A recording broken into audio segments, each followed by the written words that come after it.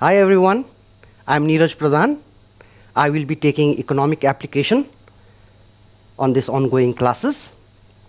Now those who take economics will also can take advantage of this, because in group 2 we have economics, in group 3 we have economic application, but give and take economics and economic application is pretty similar. Say 70% to 80% of the syllabus is similar, right?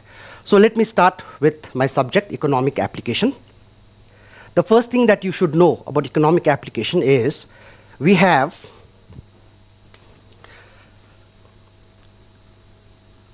theory, 100 marks, internal assessment, which means your projects. You'll be asked to do minimum 3 or more projects. Generally in my school I do 4 projects. So this is also 100 marks. What we do is, what happens here is, if for example in theory you got 60 out of 100.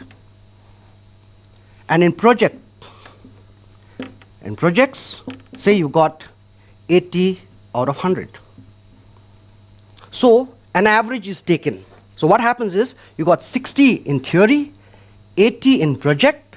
So if you convert into percentage, you got 60 plus 80 divided by 2. That is 8, 9, 10. 140 upon 2 is 70%. This is how you get an average for economic application. Right. So once you know this, let's have a look at the theory paper, which is 100 marks. The first thing is, you have 2 parts. Part 1. Part 1, you have short question answers, each of 2 marks. But this is compulsory.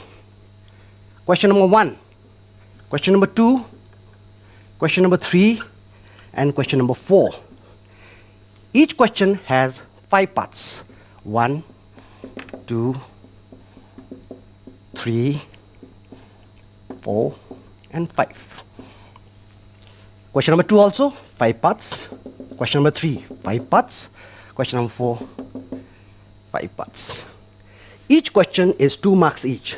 2, 4, 6, 8, 10 marks. So question number 1, 10 marks. Question number 2, there are 5 parts. So 2 into 5, 10 marks.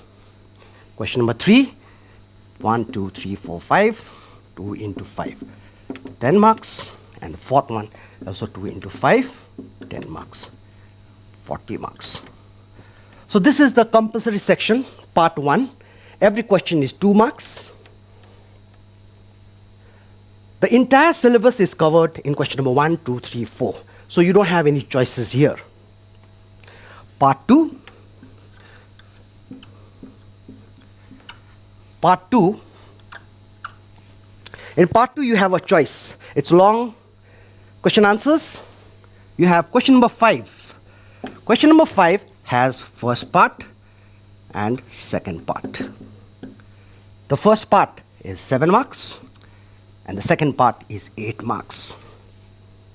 Question number 6, similarly 7 marks, second part 8 marks. Similarly we have question number 7, question number 8, question number 9, and question number 10. First part 7 marks, second part 8 marks.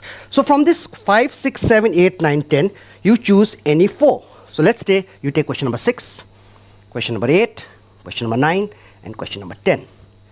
You now can leave out question number 7 and question number 5. Let's see. Question number 6, 7 plus 8, 15 marks. Right, 15 marks. You have to choose 4. 1, 2, 3, 4. 15 into 4 is equal to 60. So here it's 40 marks and this is 60 marks, total 100 marks. So you got a picture of the entire question paper setup. Every year, we have question number 1, 2, 3, 4 compulsory, and question number 5, 6, 7, 8, 9, and 10 choices. From these 1, 2, 3, 4, 5, 6 of them, you'll have to do any 4. Right, now we know the pattern of the question paper, how the marks are laid out, right? What we do later is, once I complete a chapter, I'll come up with the past papers, discuss how it is answered, and I'll give you some assessment questions that you can try out at home from the past papers. Okay, now as per the syllabus, the first thing that you have to understand is meaning of demand. That's the basic thing in economics and economic application. What happens is people confuse demand with desire, with want. If you desire something, you say, I want to have that. No, it's not right. Desire, want, and demand is completely. Let's have a look. For example, recently, iPhone SE 2, let's say, 2020 had been launched. The pricing was around 42,000. So, you look at it and say, I wish I had that. I want to buy that. Fine, if you wish to buy that, that is a desire. The next thing you have to say is for yourself is, am I able to buy it? Do I have the purchasing power? Purchasing power means, do I have the ability to pay? Do I have the income to pay? Okay, fine. If you have the purchasing power, you can spend 42,000, you have the money to spend, then it becomes a want. But then there are people who can spend 42,000, but they feel it's very expensive. I could go for some other phone, let's say some other phone which I could easily get at a 30 with the same configuration. Right? You decide not to buy because you feel you're not willing to spend that amount. So willingness is not there. So it stays as a want. But if you feel that 42,000 is worth the price, I'm willing to spend that amount, I'm ready to pay the price, then it turns out to become a demand. Let's have a look at this.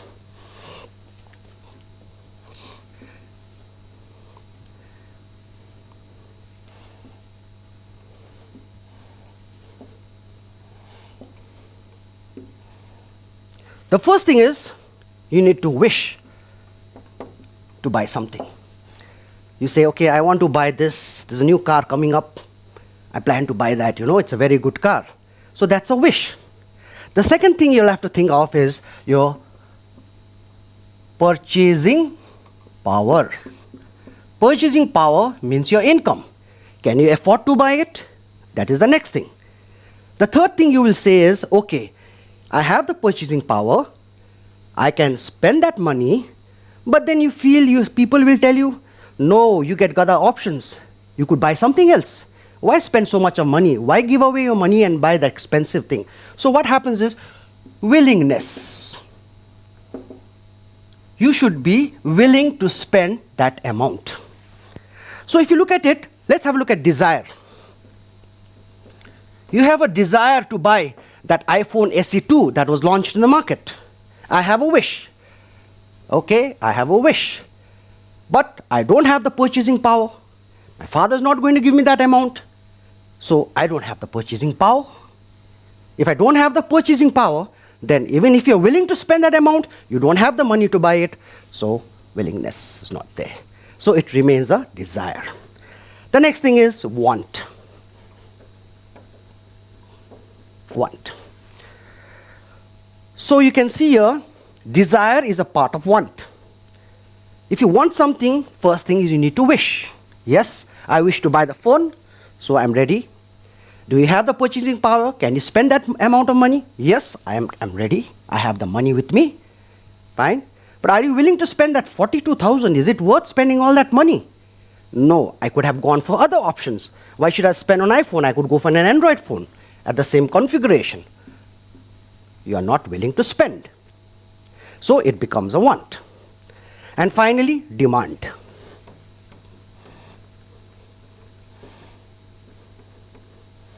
The first thing in demand is, obviously, you need to wish.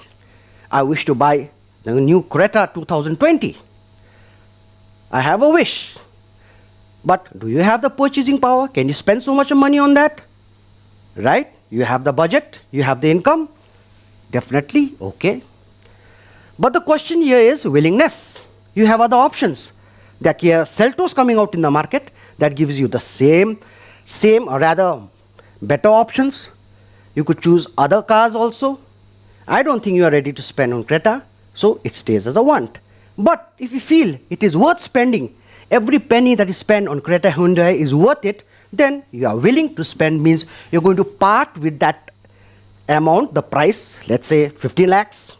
You're going to spend 15 lakhs to get that. You're willing to spend it. Now it finally becomes demand.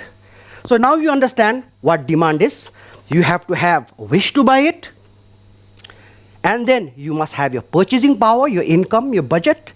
Even after that, there are some people who have a good income, but they don't want to spend on expensive gadgets, expensive cars, because they feel that these companies are charging you too high. So you feel you're not willing to spend at that price. Right. So that was demand. Now demand also has different types of demand. Let's understand the different types of demand. It's very simple. You just have 5 types of demand. The first one, which I will do in detail later, is individual demand.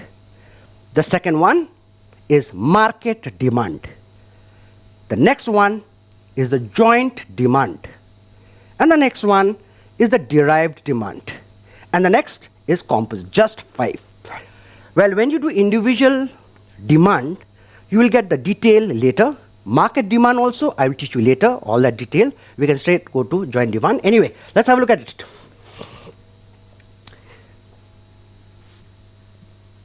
Before this, I just wanted to tell you what we did in meaning of demand. Meaning of demand. Demand for any commodity refers to the quantities of that commodity which our consumers are willing to purchase. Willing to purchase at various prices during a given period of time. Notice that it says willing to purchase, prices, price here, willing to purchase, and given period of time. So, A, demand is not the same as desire or want. That's what we learned. We learned that demand is not the same as desire or want. 2, quantity demanded may or may not be equal to the actual demanded. So what happens is, say you plan to buy, we call it ex ante and ex post in +2 economics. So if you plan to buy something, say you say, I want to buy, let's say 3 pens. You plan to buy 3 pens. But when you go to the market, you decide and buy only 2 pens. What's happening is here is quantity demanded may or may not be equal to the actual quantity demanded. You say, okay, I want to go, I'll buy 3 pens. You go to the market and you actually buy 2 pens. What means is quantity demanded sometimes may be equal, sometimes may not be equal to the actual quantity that you want to buy in town. The next thing is, obviously, demand is always at a price. If there is no price, then you will not be able to know exactly how much you will demand. For example, you want to buy a shirt. If the price of the shirt is 500 rupees, you buy it. Say you pick up 2 shirts. If the price of the shirt is, say, 300 rupees, it's cheaper, you buy 4 shirts. But if the price of the shirt is 900 rupees, you won't buy any. Which means to say, demand here is always at a price. The next thing is, demand is expressed with reference to a particular time period. Let's stop there. Particular time period. You cannot say, I demand 100 pens. In a shop, for example, let's say consumers in a month want to buy 10 cars. Let's say the sale of the cars is 20 cars in a month, in a week. There has to be a time period, particular time period. You can't say 100 kgs. 100 kgs what? Per week, per month, per year. So here, time period is very important in demand. That is why when we talk about demand is expressed with reference to a particular time period, it is a flow concept. Now, flow concept means, basically what it is, it's unit per time. That means what it means is, say 100 bikes. Here you can see 20 bikes demanded in a month. 20 bikes demanded in a month. in a month. It will be meaningless if you say 20 bikes were demanded in how many years? 5 years, 1 year, 1 month, 20 bikes in a week. So you can see that demand is expressed in a particular time period. It is a flow concept. Flow means variable here means demand is the variable. So the variable demand is expressed per unit of time. Per unit of time means in a month, in a week, etc. Okay, the next one is types of demand. I just discussed that there is individual demand, market demand, joint demand, derived demand, and composite. Let's start with individual demand. Individual means one consumer, one household, a buyer. So one individual, when it buys goods, it buys different quantities at different prices. For example, if the price of onion was 60 rupees per kg, you would have bought just 250 grams. If the price of onions were 40 rupees, you would have bought half kg. If the price of onions is just 15 rupees, oh, it's cheap, you want to buy 1 kg. So let's have a look at this schedule. Price in rupees and quantity demanded, say kgs per week.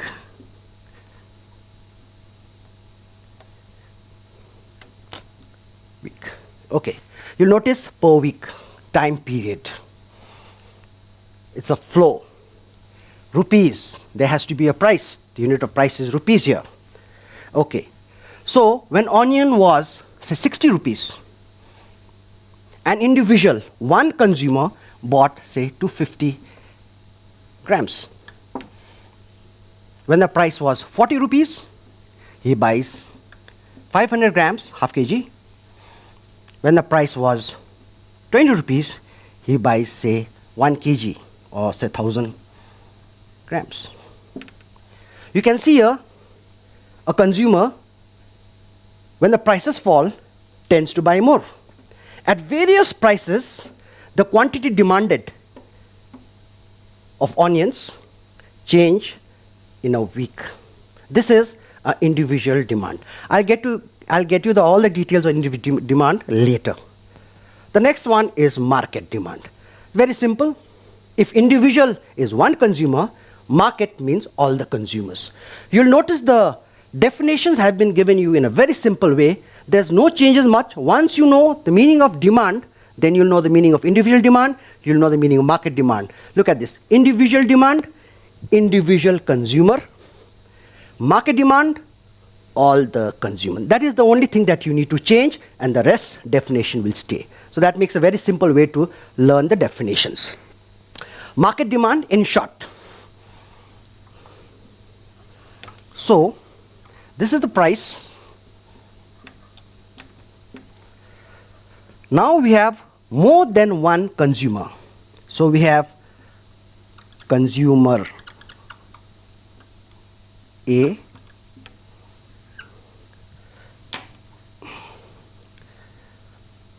consumer B, we can have consumer C, many consumers, all the consumers in the market.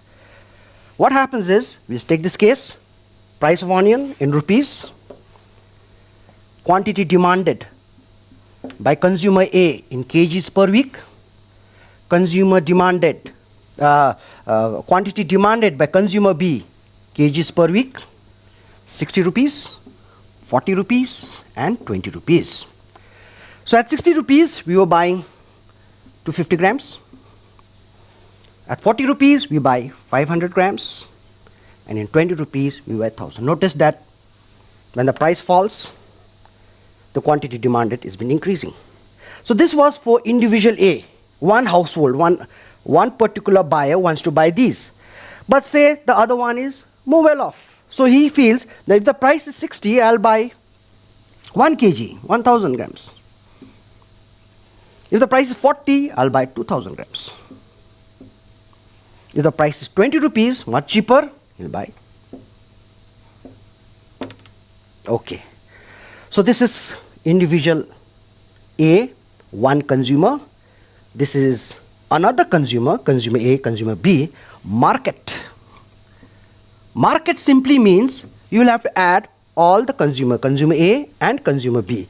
So the market means all the consumers. At 60 rupees, 250 grams plus 1000 grams, 1250 grams. At 40 rupees, consumer A buys 500, consumer B buys 2000, 2500. Simply add A plus B. 1000, 4000. So market demand is simply addition of all the quantity demanded by consumer A, B, or all the individuals together is market demand. Right. The next thing is joint demand.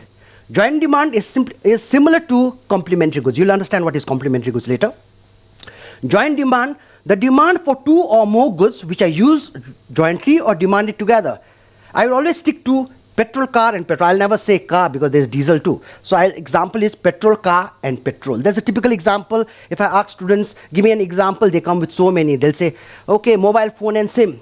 Okay, bread and butter. There are many. You stick to one so that when I explain later, I'll always come back to petrol cars and petrol to make things very simple. So what happens in joint demand is if you're going to buy a petrol car, obviously you'll have to buy petrol. So how is the relation here? The relation is, what happens is, if the price of petrol shoots up, then what will happen to the demand for petrol cars? Obviously, the demand for petrol cars will decrease. There is a relation. Let's say the demand for, the price of petrol falls. Cheaper. People buy more petrol, right? Similarly, along with that, the demand for petrol cars will also increase. The next one is derived demand. Derived demand. The demand for a commodity arises because of demand for some other commodity. Demand for steel, bricks, cement, derived from demand for houses. A lot of construction is going on, a lot of flats is being made. So what do you need? You need a carpenter, you need a mason, you need bricks, you need cement. So the more the construction, more the demand for bricks, cement, etc. Next is composite demand. Composite demand, multiple uses. Demand for goods that have multiple uses. Here it says demand for milk arises from the use of milk. Demand for milk arises from various use of milk like tea, coffee, curd, paneer, etc. What happens is, if for example, the price of milk increases, what will happen? Obviously, when the price of milk increases, price of curd, paneer increases. So what happens to the demand? It decreases. There is another example I can tell you is steel. Steel has multiple uses. Steel to making, you can make cars on that. You need for constructions. You can make utensils. So what happens is, if the price of steel goes up, you will know that the price of utensils, price of cars will also go up, which means the demand for steel will fall and the demand for cars, utensils, and other things will fall. Okay, this was the different types of demand.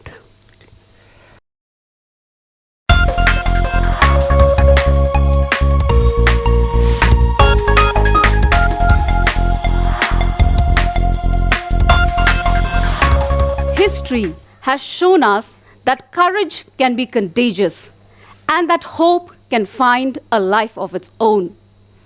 With these inspirational lines, let me welcome you back once again, dear students, to ICSE online video lectures.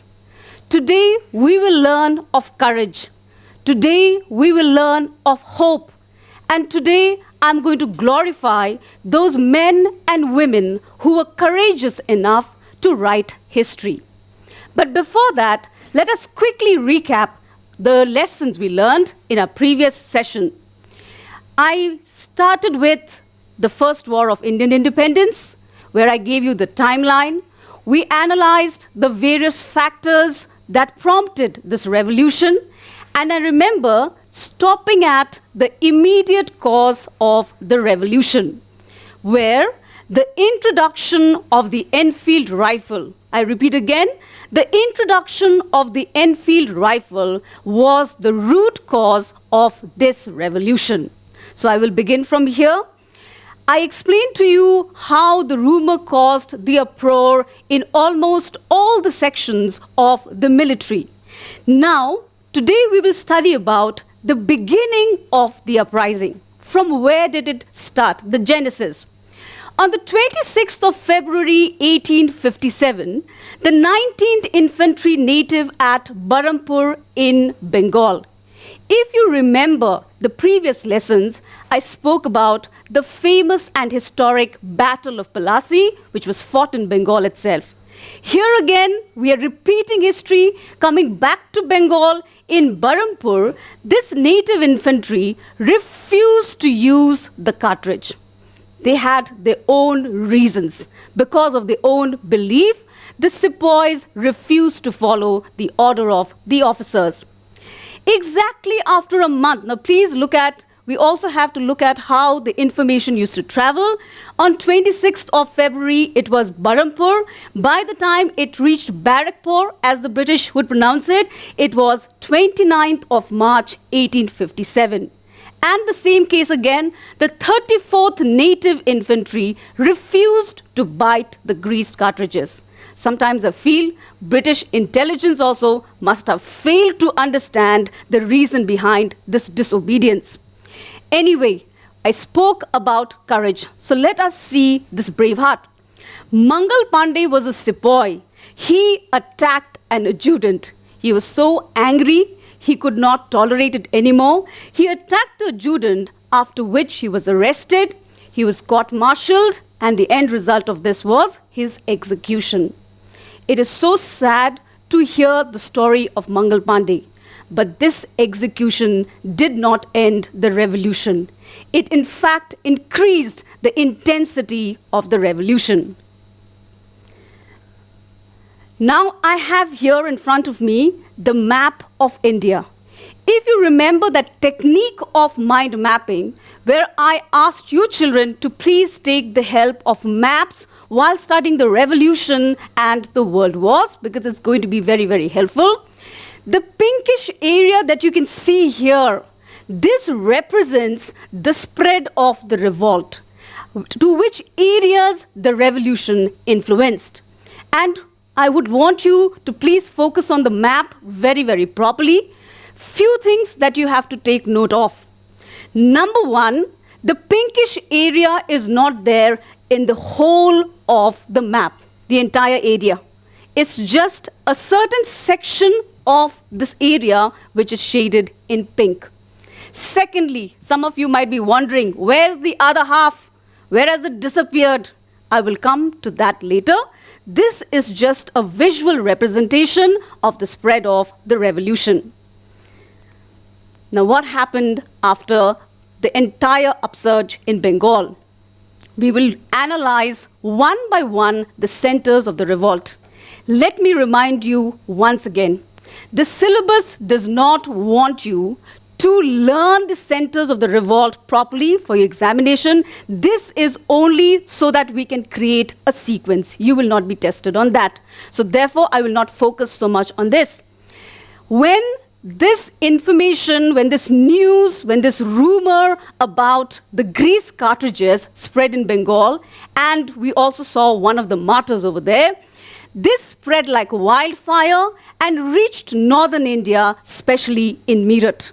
There also, the soldiers refused to obey the orders of the officers. The officers were so angry, they imprisoned 84 officers, put them behind bars. You cannot tolerate this disobedience from the Indian sepoys. So when these 84 soldiers were put behind bars, their friends were so angry, their comrades wanted to rescue them, so they broke open the jail, took out all the 84 officers, and now unitedly they thought that now this is the time we have to put an end to the British rule. So, with this intention in mind, the Indian sepoys now marched to Delhi. Who was in Delhi? Bahadur Shah Zafar, who was already warned, who was already ordered by Lord Dalhousie, by Lord Canning, you cannot stay in the Red Fort, you cannot use, your sons cannot use the title of an emperor. The emperor was there in Delhi. So these sepoys went, they advised Bahadur Shah Zafar, please write a letter to all the rulers of several kingdoms. Come unitedly together. This is the only time. And this is exactly the advice that he followed. He wrote the letters, but very sadly, and please remember one more thing we discussed last time in the military causes, Delhi was placed at a very strategic location. The best part about it is it did not have any British forces. And this was an advantage to the Indian sepoys. When Bahadur Shah wrote the letter, etc., the Indian sepoys were at an added advantage, so they were able to capture Delhi back, and they were so happy and so joyful that they even declared, once again they declared Bahadur Shah Zafar as the Emperor of India. But this happiness was very short-lived because we had excellent British officers, well-trained, they are so experienced. They came to the center where the revolution took place. They took charge of it once again and defeated the Indian sepoys. There's a very, very sad story about Bahadur Shah Zafar. His two sons were shot right before his eyes. Imagine that father who had to see his two sons getting shot right before his eyes. And after that, Bahadur Shah Zafar was exiled. He was sent somewhere to Burma, where he breathed his last. Next, we come to Kanpur. In Kanpur, do you remember Nana Sahib last time? The adopted son of the Peshwa Bajirao II, who was so angry with the British. In Kanpur, the revolution was led by Nana Sahib. Initially, he also won the revolution. But sad to say, at the end, the British once again reached the center of the revolution and they crushed it totally. So in order to save his life, Nana Sahib, along with his general Tantya Tope, they fled to Nepal. The next was Lucknow. In Lucknow, the revolution was led by Begum Hazrat Mahal. Again, I will relate to the annexation of Awadh, where we learnt about Wajid Ali Shah, who was not only dethroned but exiled somewhere to Calcutta. Begum Hazrat Mahal is his wife. She, being a female, right, she took this charge of leading the particular revolution, but sad to say again, the British officers reached at the correct time. They not only crushed the rebellion, but again, Begum, in order to save her life, she fled to Nepal. Similarly, in Jhansi, I don't need to speak much about Jhansi. I think everybody is thinking about the great Rani Lakshmi Bai of Jhansi, who is known for her courage. She led the revolution. She also was defeated and killed. And similarly, the revolution spread to other areas like Rohilkhand and Bihar. What was the result of the revolution? Who lost and who won? Very easy for you. The British won and the Indians lost. But we should not leave things just like that. For our own personal reasons also, if we have encountered failure, we have to assess it. We have to research. We have to go back and find where we have made a mistake. So now the time has come for us to assess the reasons for the failure of the revolution. Why did the Indians lose? First and foremost, lack of planning and preparation. I think this is also for us individually. Anytime you start something, the first two things you have to do is plan and prepare. The same thing was also done by people who conquered Everest. Planning and preparation is absolutely important. Here, we had no planning, no preparation. The Enfield rifle just triggered the revolt. Mangal Pandey just got martyred. Bahadur Shah Zafar lost his two sons just like that because these Indian rulers had no plan, they had no preparation, when to start and when to end the revolution. The next thing is the movement had no common goal. If Rani of Jhansi is leading the revolution, she is doing so to save her kingdom. She is doing so for her personal reasons because she was a victim of the doctrine of lapse. She has nothing to do with Nana Sahib. If Nana Sahib is fighting, that is for his personal reason. He has nothing to do with what happened to Bahadur Shah Zafar. That is why we did not have a common goal. Now, please look at the word common, because in the next chapter, when I will be dealing with the early nationalism, this word common has its own importance. It will have its own meaning. So we did not have a common goal during the revolution. The next is the British forces were far more superior. They had excellent officers. John Nicholson, Hugh Rose, they were experienced, seasoned veterans. The British have been fighting battles in and outside India. Every day is a battleground for them. Every day they are engaged in some war or the other. Whereas the Indian sepoys, they did not have the arms, the ammunition, the training, the experience. So naturally, the Indian sepoys could not stay long in the revolution. The next one is lack of unity. When do you have lack of unity? You lack in unity when you do not have a common goal.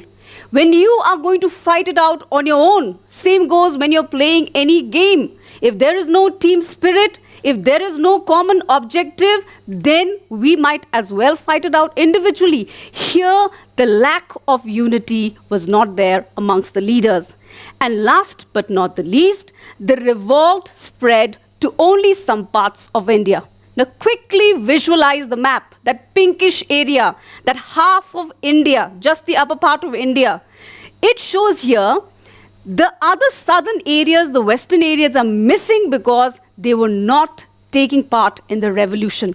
That is why, if at all we had some leaders who were concerned, like we had Nana Sahib who was concerned, or Rani of Jhansi who was concerned, or Bahadur Shah Zafar who was concerned, the rest half of India had no idea what was happening. They were not involved in the revolution at all. So these are the factors why we lost the revolution. Now coming to the consequences of the revolt. What happened after that? In my timeline, in the previous lesson, I've shown you the consequences of the revolt. Consequences meaning the result, what happened, the impact. The first thing is end of company's rule. Which company?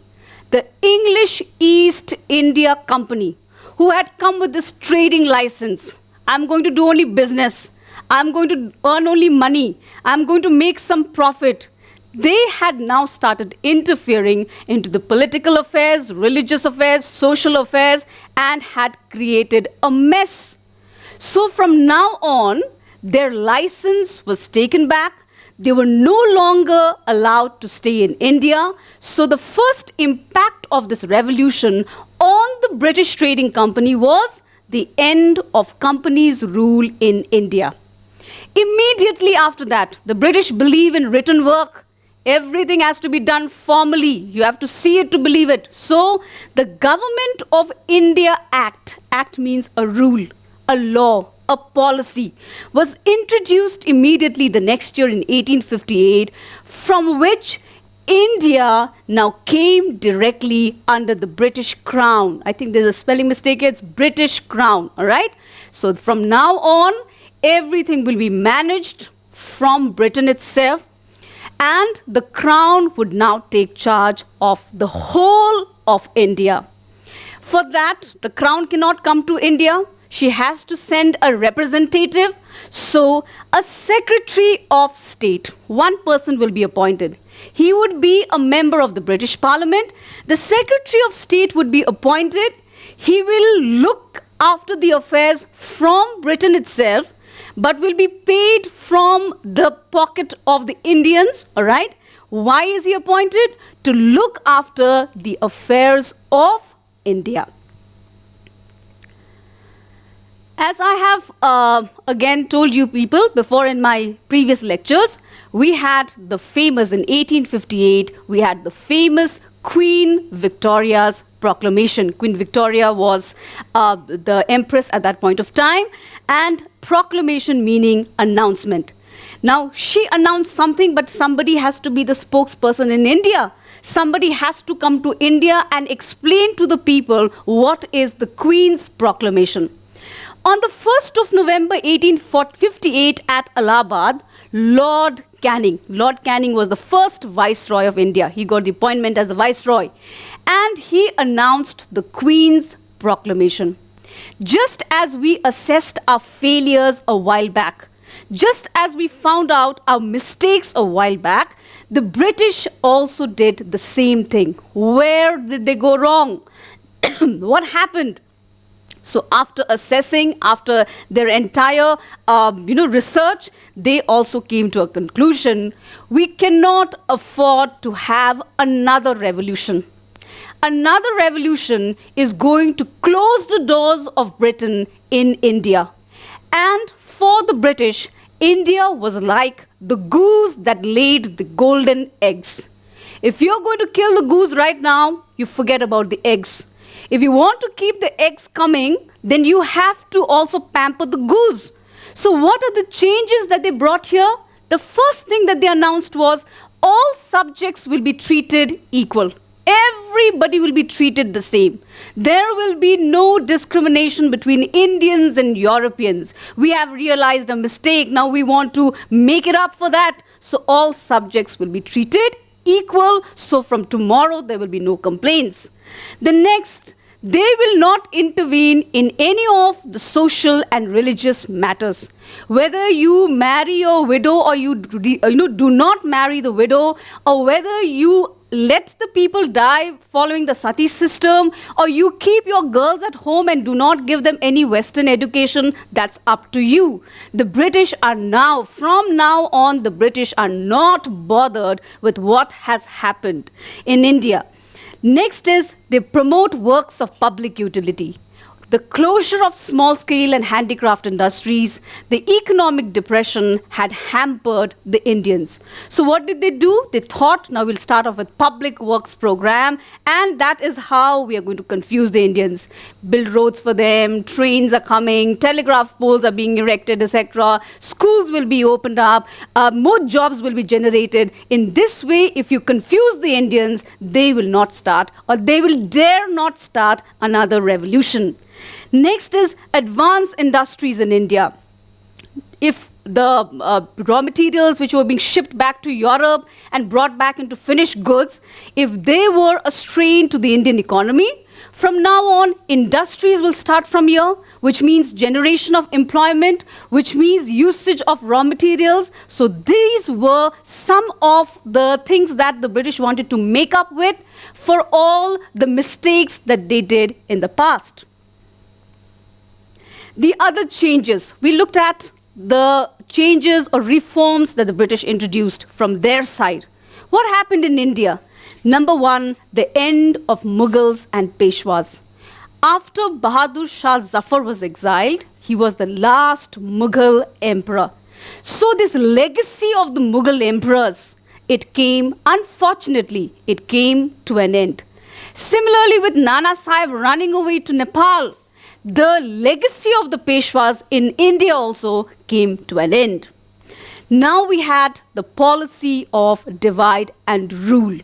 The British realized that if you have to stay in India for a long time, if you want to rule India, if you want this goose which lays the golden eggs, the only way to stay put here itself is to follow this policy of divide, and then you can rule. The easiest thing is to divide. Divide whom?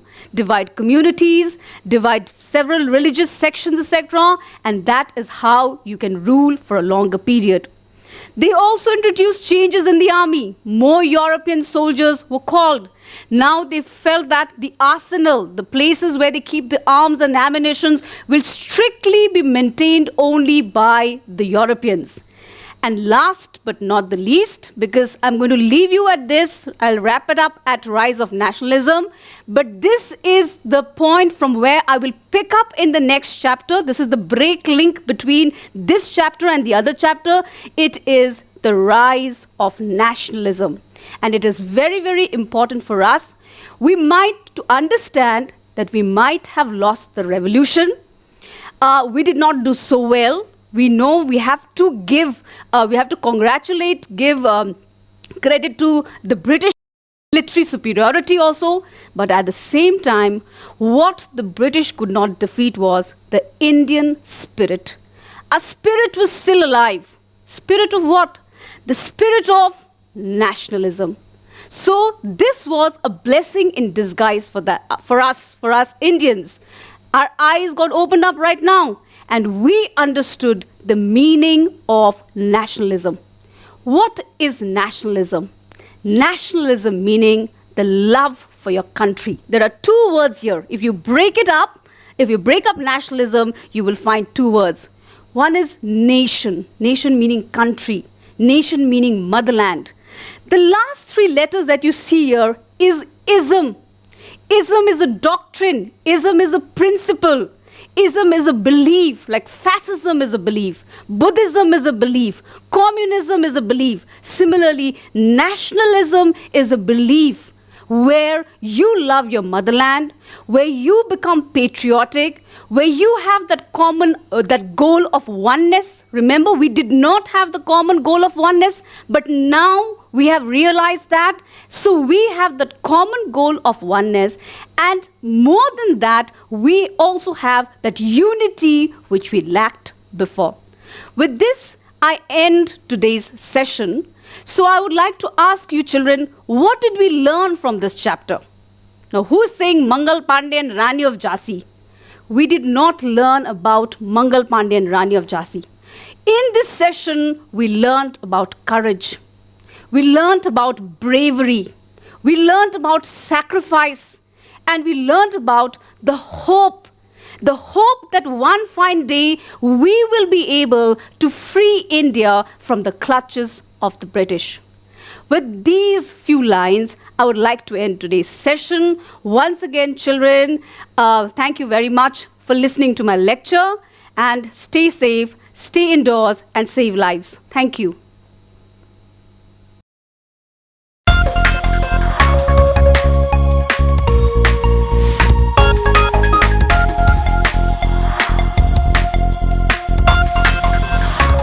Hello everyone, once again. So we are back to online class on computer application. Okay, so this is the third day, or third episode you can say. Let's see what we are going to study today. We will be dealing with types of control flow, selection statements, and switch case. These are all related. Okay, in fact, after switch case you got if-else also. I think we'll not be able to learn about if-else today, so we'll stop at switch case, right? Now, control flow. What is control flow? Like when you're executing a program, the statements that you have got, they are executed in a certain sequence. Whether they will be executed one by one or they will be executed in a batch, that process is called control flow. As you can see, it says the sequence in which a set of statements are executed.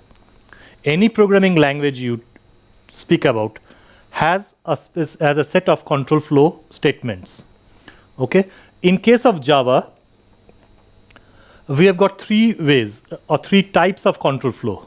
In fact, it is not only Java, it is for each and every programming language.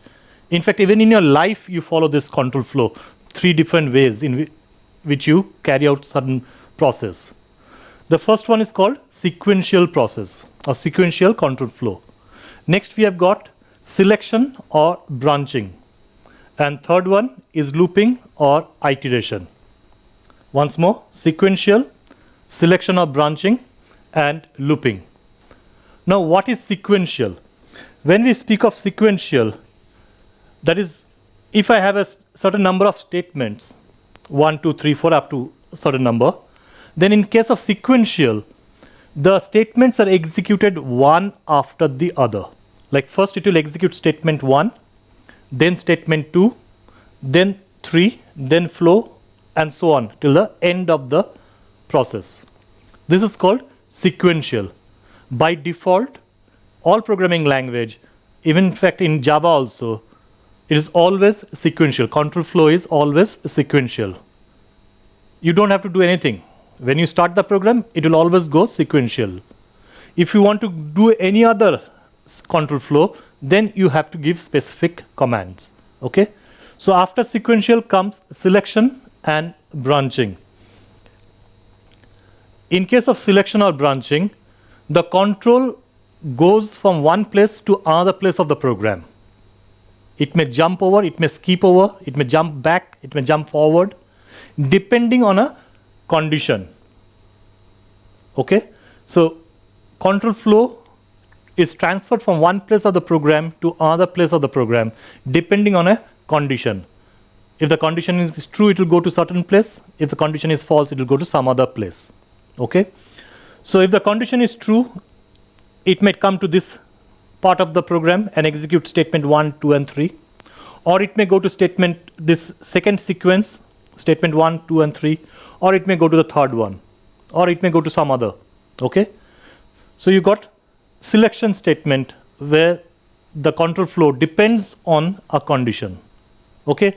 Also you have got the control flow not depending on any condition but it jumps over. Okay? We have got the break statement and the continue statement, which sends the control from one place to another place without having to depend on a condition. So both you got conditional and you got unconditional. Conditional and unconditional. Conditional will depend on a particular condition based on which the transfer will take place. Unconditional, without having to depend on a conditional, the control is transferred to a different place. Okay? And the third type of control flow is called a looping or iteration. Here, a set of statements are repeatedly executed. You are creating a loop. Like here, you execute, when you start the process, statement 1 is executed, then statement 2, statement 3, and the last statement. Then again it comes back to the beginning. Again statement 1, statement 2, statement 3. So it is being repeated. The statements that are there are being executed repeatedly.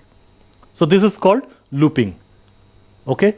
In programming, when you're doing programming, certain problems will need selection statement, certain problem will need looping. And in certain program, you need to combine all three. Okay?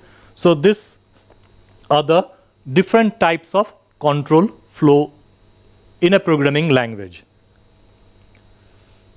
Now in Java, when we speak of the selection statement, because see, sequential one is by default. You don't need any specific statement to create it. By default it will happen. It will automatically happen. But when you go for selection or for iteration or looping, you need to use certain specific statement to create them. Okay? So for selection statement, there are two statements in Java that helps to control the flow from one place to another place. We have got the switch case. The first one is the switch case, and then we have got the if-else, switch case and if-else. Here both of them depends on a specific condition. Okay? Switch case is only this format only. While in case of if-else we can have 4 different formats. We can have a simple if, we can have if-else, we may have nested if-else, or we can use if-else if. If-else if is also called if-else if ladder. Right? So selection statements, switch case or if-else. One thing you will note, I have written everything in small letter. What does it signify? It signifies that these are keywords. In the first class we have studied that keywords have to be written in small letters. So these are keywords I have written in small letter. Of course, this word nested is nothing to do with the statement itself. It's just a word that is being used to explain the type of statement. Otherwise, switch case, if-else are keywords. They have to be written in small letter. Got it? Good. Now we move on to switch case. Remember, both switch case and if else gives a number of options from which one of the option will be executed. One of the option will be chosen. So first we'll take up switch case. When we speak of switch case, you need to remember certain points. Whenever you are using any statement in any programming language, you need to have certain points at the back of your mind. These points you require to remember because it helps you to understand the logic of a particular statement. So when we are using switch case, first major point is with switch case you get multiple options. It may be 1, it may be 2, it may be 3, it may be 10, it may be 100, it can be any number of options.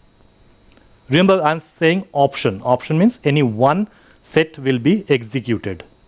So we can have multiple of options with switch case. Why I'm saying multiple of options? Because when we compare with if else, in if else you get maximum of 2 options. If one option, else the other option. 2 options only. Of course, when you go to if else if statement, then you get number of options. But with a simple if else, you got only 2 options. If one option, else another option. But when we speak of switch case, you got multiple options. There's no limit to it, right? Now, in case of switch case, any one option is executed based on a test variable. If you remember, in the beginning I have said switch case or if else depends on a variable, on a condition. The condition is generally called a test variable in case of switch case. You may call it test variable, you may call it control variable. It is the same thing. So you need to have a test variable used in the switch case. Where do you use it? You use the test variable with the switch. You see a switch, open close parenthesis or open close first bracket, you give the variable here. So you give the test variable with the switch statement, not with the case, with the switch statement. Then you got this test variable can either be integer type or chart type. Now yesterday we have studied the different data types. We have got 9 data types: byte, short, int, long, float, double, boolean, char and string. Now out of all these data types, the test variable that you can use in switch can either be integer, that is byte, short, int or long, or it can be chart type. You cannot use string, you cannot use float or double. Okay? Even if you are using integer type, if you try to use long, you will have problem. It will say possible loss of precision. So as I said, there are 9 different variables, but we can use only integer type or chart type, and we cannot use long. You will have loss of precision. Okay? So you can use byte, short or int or char for the test variable. Also you need to remember that the options with the switch case are labeled with the case statement. When I say labeled, it also means that after the variable, the value, case value, you have to give a colon. When you give the colon, it signifies that it is a label. Okay? So the options, the different set of options, the different set of statements are marked by the case that acts as a label, that acts as a pointer to that particular option. Fine? Then you must remember this. Each case has to have a case value.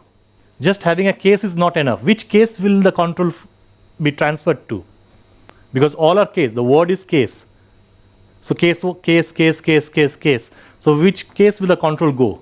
It will not go by itself. There has to be a certain way to differentiate between each case. So that differentiation is done by the case value. Okay? After writing the word case, you have to give a value. The value should match with the test variable type.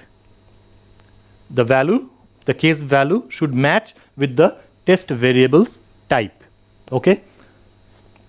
Next we have got what? The case value can either be integer value or a single character value. This is what I was saying, that it has to match with the type of the test variable. We have just learned the test variable can either be integer or it can be char. Similarly, the case value should either be integer type or a single character. When we use single character value, it is a char or char literal, okay, char value. So what type of value you are going to store in the test variable should reflect with the case values also, right? Next we have got the test variable is checked against the case value. That's how the control will go. It will take the test variable which you have written, which you will be writing with the switch, and see what value is stored there. And that value will be matched with each of the case value. It is matched, it is tested, checked for equality. It is checked for equality. It has to match exactly. Okay, so if you are using a capital letter for in the test variable, the case value also should be capital letter so that it matches. And wherever or whichever case value matches with this test variable's value, the control will be transferred there. And that particular option will only be executed. Fine. Next, we have got, okay, this is what I said, the test variable is checked against the case value for equality. Whichever case value matches with the value of the test variable, the control is transferred. This also I explained just now. Each case generally ends with a break statement. The case starts with the case value and the case ends with a break statement. So why we need a break statement, or what is a break statement? Break statement is a type of branching statement, but it is unconditional. You don't have to have any condition. The moment you write break, the moment the program encounters break, the control is transferred somewhere else. In case of switch case, the moment a break is encountered, the control is transferred out of the switch case. Remember switch case. Many of you make a mistake. If you are asked in section A, what is the function of break? You say the break statement sends the control out of the program. You cannot send the control out of the program. Break statement will send the control out of the switch case. It is also used with a loop. If you use break in a loop, the control will be transferred out of that particular loop. Again, I am emphasizing break statement will send the control out of the switch case or the loop. It will not send the control out of a program. This is a very common mistake most of you make during your exam. So be careful about this. You cannot send the control out of the program. Okay? So each case has to end with a break statement. That is, generally the last line of a switch is a break statement. Fine. Then we have got the last option is the default option. You got switch, then you got number of case. The last one is supposed to be a default one. Now default is again optional. You may write, you may not write. It will depend on your program logic. Now why do we need this default case? Like suppose I give a value to the test variable which doesn't match with any of the case values. Then where will the control go? The control in that case goes to the default option. So if none of the case value matches with the test variable's value, the control goes to the default option. Okay? So default option is generally the last option in a switch case. So these points you have to keep in mind when you are using switch case. This is how you will develop the logic for using switch case to solve a particular problem. Okay, fine. Okay, why this is blank? This is blank. It means that I'm going to explain to you with the help of a program. Fine. So let's write a program where we will be making use of the switch case statement. So let's say write a program to input a character. Let's say it is an alphabet, and check if it is a vowel. So we'll input a character, specifically an alphabet, and check if it is a vowel or a consonant. Okay, vowels are A, E, I, O and U. A, E, I, O, U, the vowels. So program says to input a character. Like yesterday I told you, whenever you are given a problem, the first thing you need to know is what you are supposed to take from the user. Okay, so here we need to take a character. Single character, so it has to be, the data type has to be char. So we need one single variable. Let's say the variable is,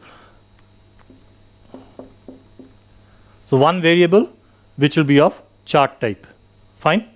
So we need one variable for this. Do we need any other variable?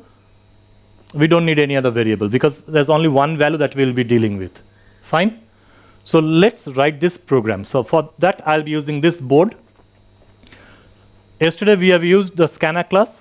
Today we'll use the buffer reader class. Okay, it doesn't matter whether you use scanner class or you use the buffer reader class. Whichever you feel you are happy with, whichever you feel you're good with, you can use that. You can use either the scanner class or you can use the buffer reader class. So yesterday I did with scanner class, today I'm explaining with buffer reader class. So I give a comment, use of switch case. Fine. Now for buffer reader we need to import the IO package. So import java.io.asterisk. Asterisk means all the classes that is present in this package will be available for your program. Then we create the class, public class,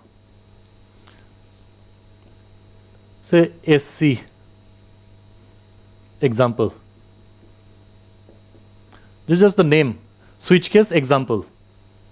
Fine. We give the curly bracket. Now we have to create the function, the main method.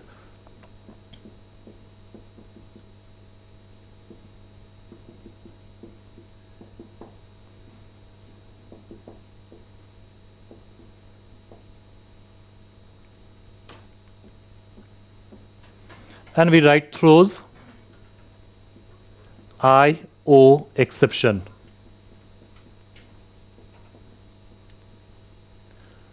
Fine.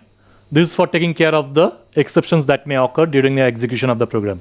What are exceptions? We'll come to it later on. Also, one thing I would like to mention is when this string args, if you are using BlueJ for your practical class, you may omit this. It doesn't matter. Actually, this is the parameters, a function's parameter, which parameters are used to receive values from outside. In this program, this function is not receiving any value, so you may omit it. There's no problem with it. Fine. But if you are in a habit of writing it, go ahead. There is no problem. So we have given the heading of the function, open curly bracket. Now we will be using the buffer reader class and the input stream reader class. So whenever you want to access any class, you need to create an object of that class.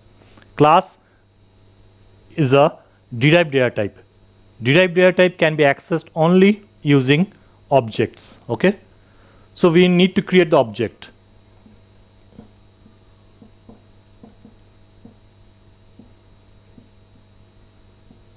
Buffered reader, the object is BR. You can give any name.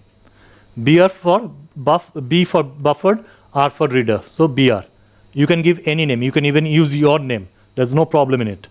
So buffer reader BR equals to new buffered reader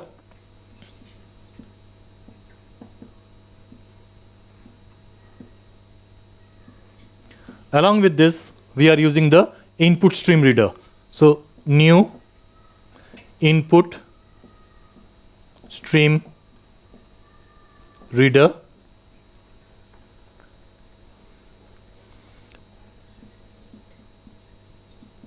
system.in. Some of you might have learned to use this in two different lines. Okay, that's also valid. I am habituated in writing it in one single line, buffer reader BR equals to new buffer reader, new input stream reader system.in. But you may break it down into two different lines. Valid. Okay, like if you remember earlier I had said any and every program can be solved in more than one way. Okay, so I've created the object. This is the object of buffer reader and the input stream reader type. Now we need to declare the variable.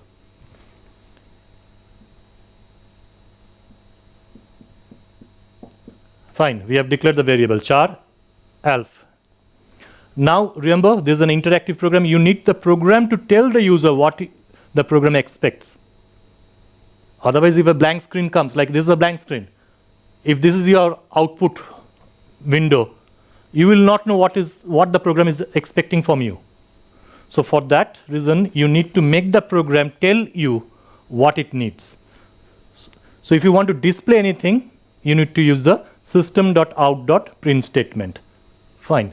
So system.out.print.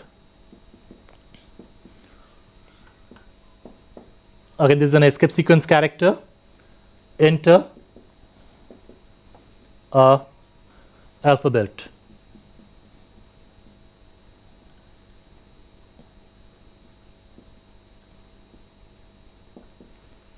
So this is a statement that will come on the terminal window. It will ask you to enter a alphabet. Actually, it should be enter an alphabet. Fine. Now let's come here and continue with that program.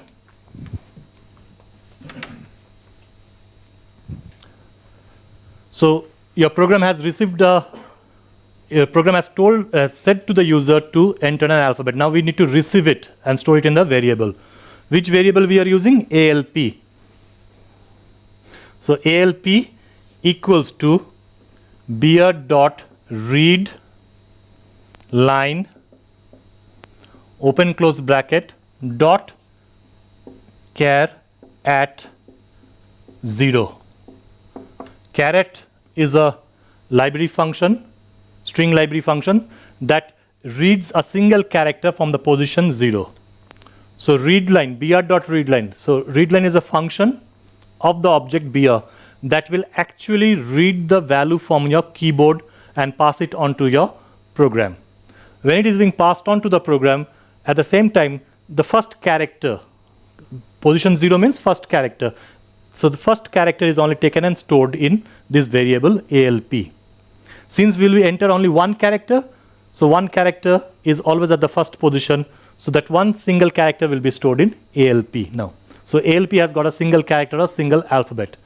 Now comes the time to check whether it is a vowel or not by using the switch case statement. So now comes the switch case. Switch, the test variable is this one itself. ALP will be used as a test variable. So switch ALP. Then you open the curly bracket, because whatever options you are writing, they all belong to this switch. So they have to be placed within the curly brackets of the switch. So switch ALP, then you give this, and now comes the first option. Option, remember, are mentioned with the case statement. So here comes case. Remember this, we need to have these variables. The vowels are A, E, I, O, U. And these are capital. Even small alphabets, small letters are same. So we have got A, E, I, O, and U. So we have this 10 alphabets that represents a vowel. Okay. So case A. This is a single character, a char literal. Char literal has to be placed within single quotes. Single quotes, not double quotes. The moment you use double quotes, it will become string. And string is not allowed in switch case. So a single character, chart type, colon, says that it is a label. So my first label. Now these are all same, these are all vowels. So what I'll do is, I'll write all the case together. Small a, colon, case E, capital E, colon, case small e, colon, again case capital I, colon, case small I, colon, O, capital O, let's make it bigger, case small o, colon, and finally we have got case capital U, colon, and case small u, colon. And then I write system dot out dot print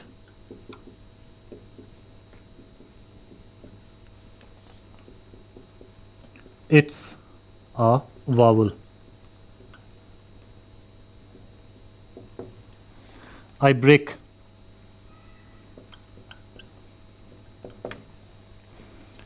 Fine. I continue again this side. It's a lengthy program. I've already explained the first few lines, so I'm removing them.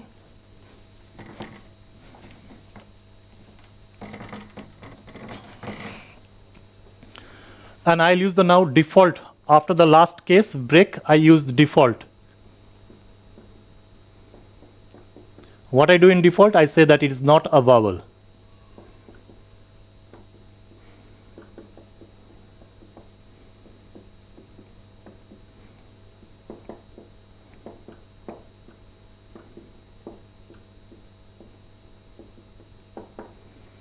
And this is the end of the switch. End of switch. Now switch is inside the main function. We don't need anything more. There's no other process. So I close the main and I close the class. This is the end of main. And this is the end of class. Fine. Now let's see how this program executes. That's called dry running. So we'll dry run this and see what happens. So we have declared a variable called ALP that will receive a value from the user. Remember, your program is asking you, enter an alphabet. The moment you enter the alphabet, that will be stored in ALP. That will be stored in ALP. So whatever alphabet you have given. Suppose you have entered the alphabet, say B. You have entered B. This B is now stored in the variable called ALP. This has been stored in a variable called ALP. Because of this statement, this line, this value that you have entered gets stored in the variable called ALP. Fine? ALP is being used as a test variable of switch. So switch will take the value of ALP and see where it matches with this case values. So ALP's value is B. It checks with this. Does it match? No. Any match? No. Nowhere does it match. If you see, none of the case values matches with this. So when none of the case values match with this test variable's value, the control is transferred to the default option. So control now comes to default. When none of the case values matches with the test variable's value, the control is transferred to the default. So control now comes here. And whatever we have written here will be executed. So now on your screen, you will get the option which says that the remark you will get that it says it is not a vowel. So if you have entered B, this is the output that you will get. You input B, you get this output. It is not a vowel. Okay, fine. Now, in case we enter a different character. Say now I enter the alphabet I, capital I. Okay. So value of this variable, test variable is I.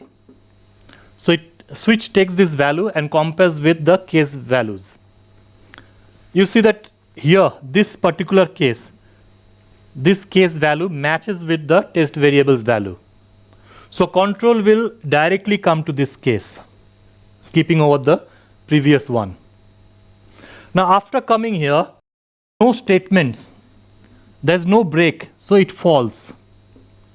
The control now goes sequentially. Remember, I also said that by default control will always go sequentially. Even in a selection statement, once the selection statement process is over, the control will go sequentially. So from here it has come here. See, this is selection because it has selected this particular case, skipping over this previous one. But once it has come here, since there is no break statement to send it out, the control will go down sequentially. It will come to this. There is no statement here. No specific statement, goes down. No specific statement, goes down. No specific statement, goes down. No specific statement, it comes still here. This process of executing more than one case sequentially is known as fall through.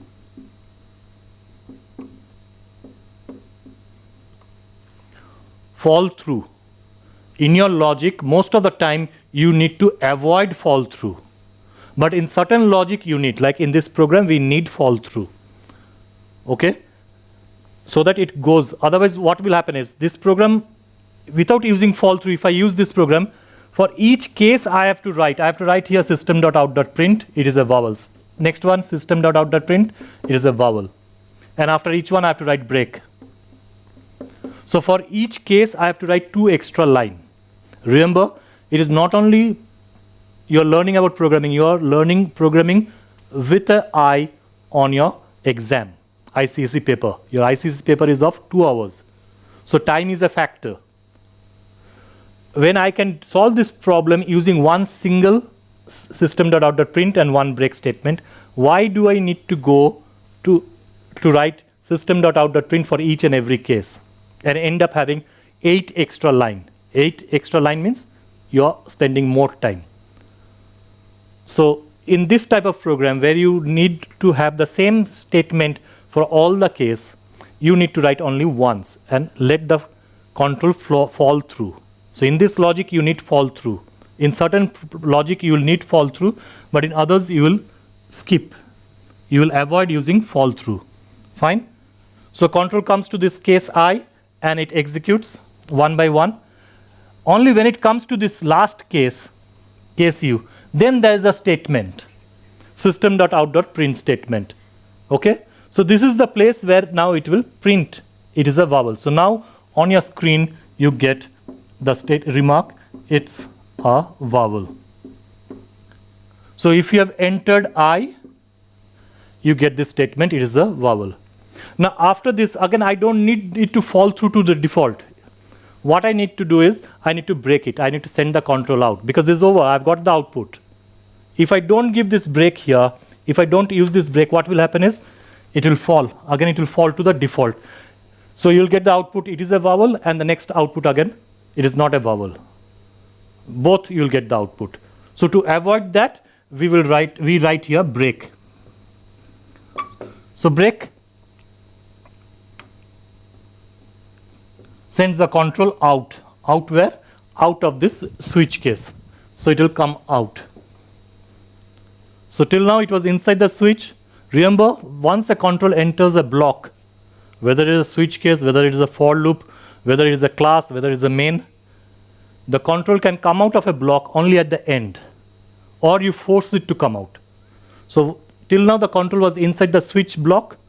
Now we are sending the control out before it comes to the end. Without coming to this few lines, I'm sending the control out in between. How do I send? By using the break statement. So break statement, after it has printed, it is a vowel. The control goes to the next line. After executing this, control comes here. It encounters break, control comes out of the switch. If I had written something else, it would have executed that. But here we don't have anything. So it ends the main, it ends the class, and your program ends. So this is how the switch case work. This is how it is selecting a particular option. Okay?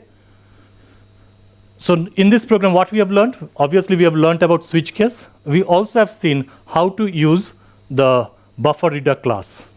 Okay? How to accept a single character. This will help you to understand how to accept a single character from the user.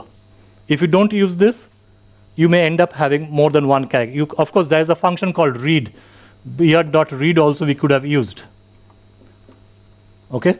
But instead of this, we will use this because this is a better one. Here you will have problem with if you have to have a repeated input of single characters, then you get problem with this.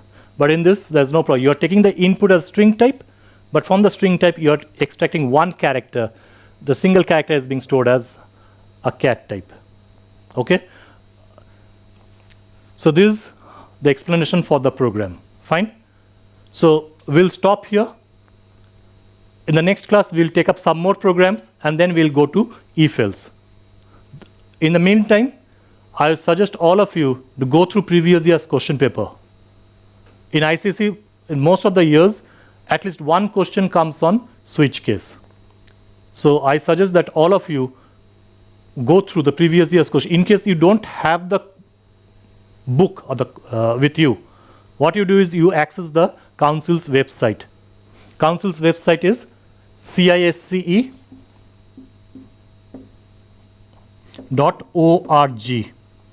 This is the council's website. You go to the council's website, under download or publication, you will have the previous question papers. So download those question paper.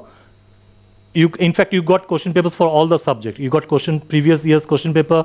You got sample question papers. Download them and practice at home. You got plenty of time.